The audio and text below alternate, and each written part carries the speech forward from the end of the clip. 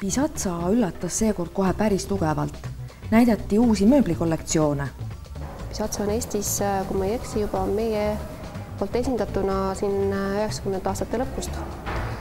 Ja eelkõige ta on ikkagist Lux Mosaigi bränd.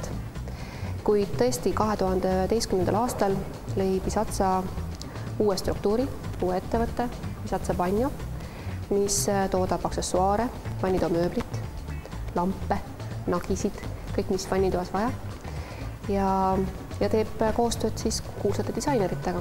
Esimene nendest oli siis Ion Collection, mis nüüd siis Salone de Mobile'l aprillis sai ka tuntud Elle Decorationi disainiauhinna. Ja looja ise iseloomustab seda kollektsiooni, et ta on inspiratsiooni saanud 30-ndatest, kuid lisanud siis sinna natukene Skandinaavia sellist tonaalsust ja naiselikkust. Kui me vaatame neid lampe, neid kraanikausse, neid vanne, nende kuju, nende pehmust, nende disaini, siis tõesti Ioni Collection on selline vannituba, mis nõuab, et sa jätaksid ukse lahti ja tahaksid, et külalised sinna sisse läheksid.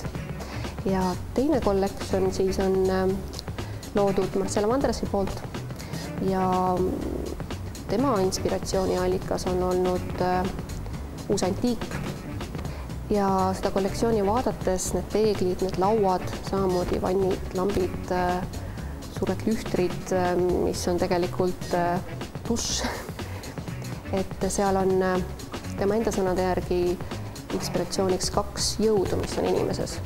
Üks on igatsus igavikulisusele, et asjad kestaksid igavesti ja teine jõud, mis inimeses on tung uudsusele, tung muutustele ja siis on ta püüdnud selles kollektsioonis ühendada mõlemad need 2 jõudu. Need mööbliesemeid kahjuks me salongis väljas ei ole, sest nad on niivõrd erilised ja meie salongis on niivõrd palju plaate ja korke ja erinevaid kaubagruppe, et see tundub sellise vägivaldse teona neid esemeid siia nende erinevate stiilide ja erinevate materjalide vahele paigutada. Kuid kataloogid on olemas, mida saab sirvida, hinnakirjad ja saab tassikese kohvi kõrval nautida kataloogist nende kollektsioonide ilu.